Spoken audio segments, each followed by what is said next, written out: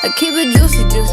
I eat that. Hey everybody, welcome back to your girl's channel. Thank you for tuning in. We're going to be taking a quick hiatus real quick from doing a TV review to talk about all the juicy topics that has been going on, on the internet lately. It has been a while since I've done an episode of Daily Squeeze. Now, if this is your first time tuning in Daily Squeeze, basically what it is I go on the internet, scour everything for all the juicy stuff going on. I go and get the juice, report the juice, come and talk to you guys about the juice while we sip on some juice. Unfortunately, today I ain't get no time to go in the kitchen and give me no juice, but that doesn't mean you can't sip on yours, while we talking about all this stuff going on, okay?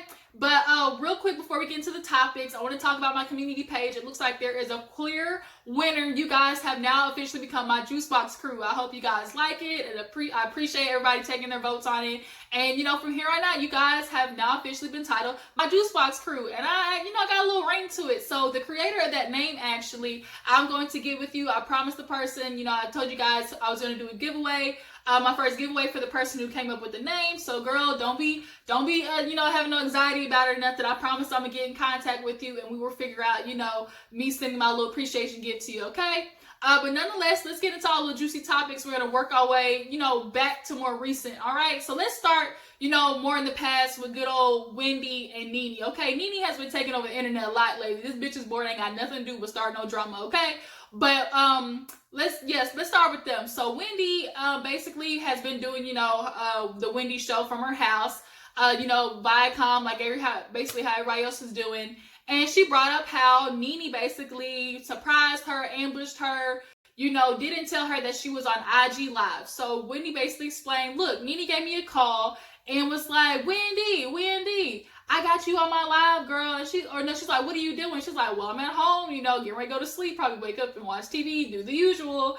And she's like, well, girl, say hi to the people. I got you on with my fans. And she was like, huh? Like, Wendy was not prepared, obviously, to be on there with Nene and her whole, IG Live and stuff like that. So for her to bring it up and kind of, I guess, basically, she kind of shunned her publicly, which made it even more embarrassing for Nene because, like, had Wendy not said nothing, wouldn't nobody know about it. So it's kind of this huge debate of, was Nene wrong or was Wendy wrong for bringing it up? Now, for me, we all know how Nene is. Nene is always looking for the opportunity to show that she's that bitch, that she knows everybody, that she has, the connections and stuff like that. And she used Wendy in the past on the Real Housewives show. Now, Wendy basically put it like, look, girl, I done did you a favor before already. That was only for the show. We all know Nene wasn't finding anybody to be able to record with. So Wendy basically had to do her a favor and call her while she was on vacation with them hoes to give her a little camera time. So I think Nene kind of took Wendy's kindness for weakness, and Wendy basically tried to chuck her like, girl, I done worked 35 years for this career. I'm not going to be slumming it with the likes of you. You were that reality TV stars. And, I kind of find that ironic, though, because without reality TV, Wendy, that's literally half of what you report about on the Wendy Williams show. And I'm a fan of Wendy Williams. Like, I like watching her show, but we got to keep it real and, tell the whole truth. Like, you report on what they talk on, what happens on the show. So low-key, without them, you wouldn't be having half of your topics on the show. Like, so you might want to pump your brakes in that regard. But I do agree with the fact that Nene should not have, sprung it on you like, hey, bitch, I'm on my live, say hi to the people. Because, like, girl, I'm at home, I'm, decompressing, I'm probably chilling with a drink, I want to watch my TV, be cool, and don't you put me on live with all your thousands of people, and I'm not prepared for that, and Nene definitely should have shot her with a text, but we all know how Nene is, like, she has to let people know, oh, I know Wendy, I'm friends with Wendy again, Wendy had been talking about how they kind of made up, been going out on lunch together and stuff like that,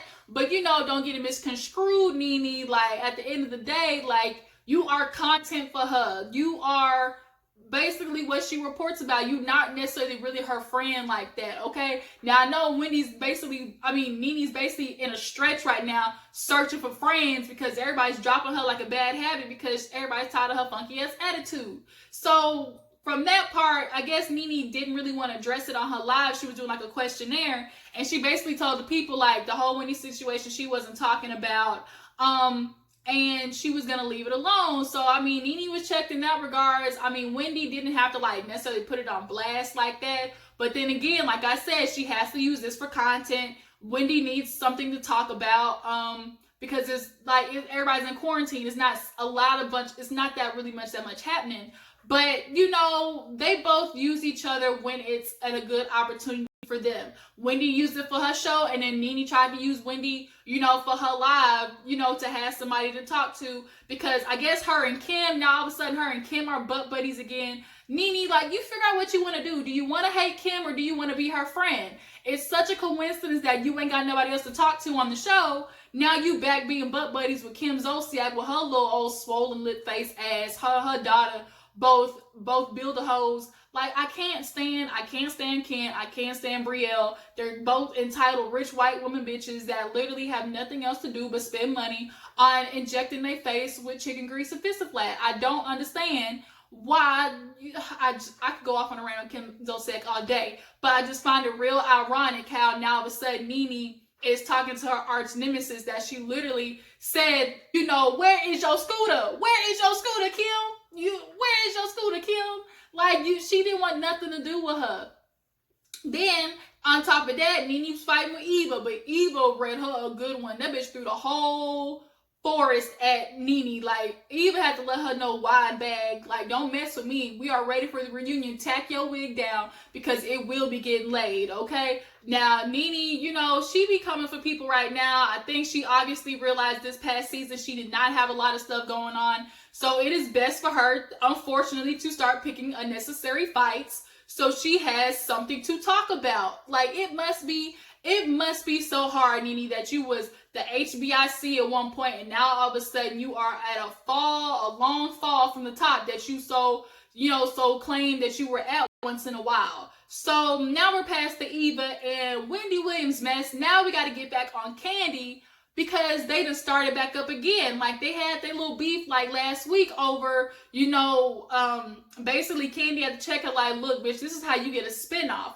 Well, that ends up coming back up now again this week, because Nene was posting on her IG, basically subliminal. She was trying to, you know, be all passive aggressive and shit, talking about how, oh, you know, real women are, you know, they don't take other women as threats. Somebody feels threatened by me. You know, I'm just paraphrasing. And, you know, it's so hard to see bitches not want to see other people win. You know, I've never been approached, or no, I haven't been able to get my spinoffs or something like that, because there's clearly somebody stopping it, and there's nobody else who wants to see me succeed. That's just so sad.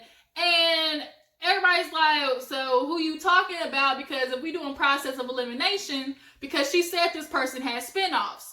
Now we all know on Bravo's show, as far as Real Housewives, ain't nobody had no spinoffs except Kandi Burruss. So Nene, who the fuck you talking about then? Like, even Kandi obviously saw it, and she started posting on her IG, posted a little clip of what Nene said, and was like, am I tripping? Or, you know, is somebody clearly talking about me? Like, it's looking like somebody wants to talk about me, and she basically let it be known, look, you might want to think whatever you want to think, but I don't have the power to sit there and tell Bravo, you know, don't give Nene no spinoff. And I do believe that. Like, we all know at the end of the day, these networks are about making money. Drama makes money. Like, unfortunately, Nene, you have to understand, bitch, don't nobody care no more. We don't care no more that you feel that you the HBIC, the rich bitch, the person who was, you know, cashing Trump. Nobody cares. Like, you have not been bringing nothing for the past 2-3 seasons. People don't want to film with you anymore because your attitude is unbearable. You feel like everybody's supposed to bow down to you, even to the extent of the producers. Like, nobody's supposed to check you when you're wrong. Like, it's got to be so freaking exhausting living in a world where you feel like you're always right. Like, to always have to keep up a facade. Like, Nene, nobody wants to deal with that. You have yet to come to these women with humility and actually apologize with really meaning it. Bitch, you only came back and apologized this season because you had nobody to freaking tape with. So much to the point that you had to tape with Kandi first. Kandi, the woman that you said didn't even matter at the last reunion. You said she was irrelevant, had nothing to do with anything going on. But yet, that's the first bitch you had to record with. You want to explain that one right there? You want to explain that, Nene, how that makes sense? So then, after Kandi, you know, talked about, reposted whatever Nene said, Nene was fighting with people in the comments, Of course, everybody's going after Nene at this point, like, bitch, you sound stupid. Nobody freaking cares enough about you to watch a spinoff. Like, you aren't bringing anything to the table. And quite frankly, everybody's just tired of the same content from you, Nene. You're not bringing nothing new besides, oh, I'm HBIC, I'm the queen. Now, if we want to keep it real, like, if we want to go all the way, truth, keep it 100, can we do that there? Because I'm only about to tell the truth. Nene got her head pumped up by these good Judies out here, these queens and stuff, and they done convinced Nene that she was the HBIC, she's the queen, oh, she's the mother, like, she's all that in a bag of chips. And Nene started believing her own hype. And unfortunately, when you get to a point where you feel like you are really bigger than what you are, life has a funny way of humbling you. Nene went a long time, being that person on Bravo. But when you start, black kids know this saying all too well, girl with black parents, you starting to smell yourself a little bit. Like, that's basically how Nene started getting, and she started feeling like she could treat people any type of way. She started feeling like everybody was beneath her. And then when you start getting like that, you thought you had yourself a little clan, a little following with these women. And eventually people are gonna start getting some balls and be like, bitch, I don't have to stand for this. I don't have to keep putting up with that. And the first person to do that was Cynthia, your little ace boom coon. Now, the minute she started turning, so did everybody else. Because if your best friend can turn on you, you think it ain't easy for them other heifers to do that? So then, Kandi basically was like, talking about, her spinoff and stuff like that. I guess spinoff for Kandi is going to be like the OLG. And if we see that, like, I guess they're trying to make it like the new Vanderpump Rules. But Nene, you need to understand something. At the end of the day, Bravo, if they really thought you was worthy of it and they really thought you were worth the coin and the bag, they would have given you a spinoff. You are constantly looking to blame somebody else for your unsuccessful attempts at getting the bag. Like, unfortunately, Nene, at one point, you're going to have to look in the mirror and understand that everybody else in the world can't be wrong. Like, everybody else who are saying the same exact thing, it's got to be a coincidence, child. You can't be able to see that everybody else has some fault or is the reason why everything in your life is fucking up. Like, you're going to have to take accountability at some point in your life. And it should be now at your age, because when you get up there in age, you got to start looking back at everything that went on in your life and understand that, okay, maybe I played a part in how things fell apart. Maybe I played a part in this demise of my friendship. Like, Nene, you got to get your shit together, hun. And obviously next season, like, she gonna be gone. And she knew that, so it's time for her to start picking fights with people. I guess they finally confirmed that they're gonna do a virtual reality, like a VR reunion for Atlanta Housewives. And so this is all Nene has to talk about.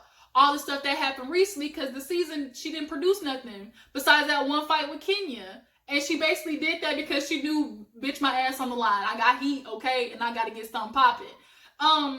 So I'm honestly glad Kandi, like, we all know Kandi and Nene have a very tumultuous relationship. They never really were friends. When they said that, we see each other, they meant that. Like, bitch, we know where we stand. Like, I see you, you see me. I see you see me. Like, we know where we stand. I don't like you, but I ain't got to hate you. But eventually, at some point, like, Nene keeps poking at Kandi, like, oh, she said so much shit about me. She talked so much mess about me this season. And Kandi ain't said nothing about Nene. Or, like, Nene's problem is, too, is when somebody starts saying facts, then you want to get offended, you want to have problems. But, bitch, you can't be mad if what somebody's spewing is truth. Like, if you don't like the truth, then I'm sorry. What else you want us to say? Like, people can't keep tiptoeing around your ass, Nene, just to try and cushion your feelings. Like, you a grown-ass woman. You feel like you want to be able to be the real, oh, I'm the realest one, I be telling the truth. But then when people start asking you, okay, who you talking about, she want to backpedal and pussy pop. Oh, that's not who I was talking about. I say who it is if I really want to say who it is. If I know exactly who I'm talking about. Really, bitch? Really?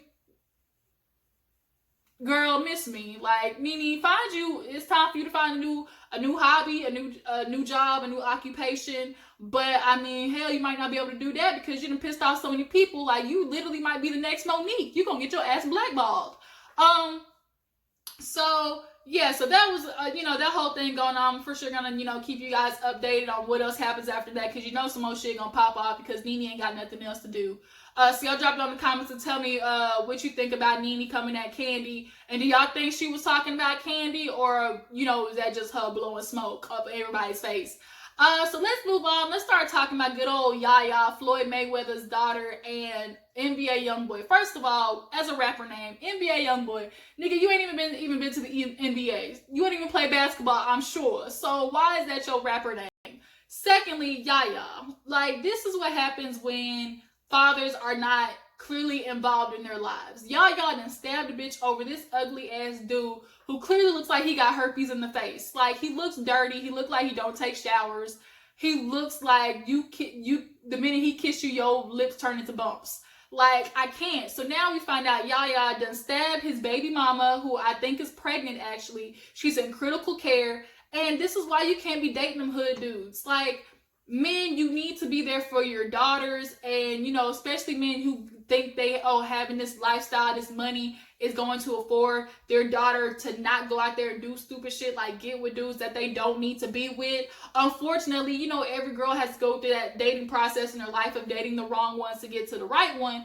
But this bitch is stuck on this wrong one. He has embarrassed her in the past, clearly said he wasn't with her when she claimed that they were. I think she got his name tattooed on her, if I'm not mistaken. Like, she has been going above and beyond for this nigga, for a dude who clearly, honestly, we know doesn't give two fucks about her. Because the minute she go to jail, because she going to jail, okay? She going to jail, all right? Especially being Floyd Mayweather's daughter, they're going to make an example out of her. And she stabbed a pregnant woman at that. You think he going to wait for you? You think he put money on your books, Yaya? So then he does this IG live screaming and is disrespecting the daddy. Now, for the fact that he is disrespecting Floyd, calling him a bitch, and all that type of stuff like that, what is Yaya saying to NBA Youngboy for him to feel comfortable enough to do that?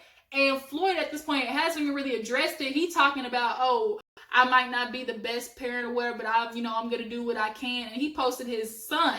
So it's very obvious, I think, like most men, he's probably gravitating towards his son and is really giving him more of the preferential treatment, and it shows. That's why your daughter's out here looking ape shit crazy to the world, stabbing bitches over a nigga that probably don't even really want her. Like, she's always gonna be the fallback. When you show yourself to be so dedicated to a dude that you're willing to stab a girl over him, he knows he got you. He knows that, oh, I can do whatever and this bitch gonna always be with me. And I guarantee, if not the next year, she gonna end up pregnant, thinking that's gonna keep a man, and it's not, especially him of all people. And now we just got to see, like, I guess she was out on bail, but he had her out loud looking stupid. She woke up, he looked like, this my wife, and she looking like, you could tell she was just like confused what was going on. So then, now we gotta sit here and wait on, I guess, whenever her trial is and stuff like that. But Yaya, this is the time that you run, because the fact that you got so crazy to the point that you are stabbing a girl over that dude, like, that's a problem. That is a problem. Floyd, go get your daughter. And matter of fact, where's her mama at? Like, her mama had to be bringing in retarded ass dudes, boyfriends into the house, and she was seeing that mama come in and out with different dudes. Like, she obviously didn't have a stable man in her life to show her what it is that you are supposed to expect from a male partner. And this is what I say, like, it's important, because when daddies ain't in life, you got girls out there who go out in the streets and they be for the streets. That's all I can say. They be for the streets. So last but not least, this quick little story. Let's talk about Mr. Chris Sales. If y'all don't know, Chris Sales is Queen Naja's ex-boyfriend. He just got arrested. Here, another one that got arrested. He got arrested for apparently aggravated assault. Now, he's been accused in the past of being abusive to his girlfriends. Queen Naja even, claimed how he's been abusive to her. Sorry, y'all. Excuse me.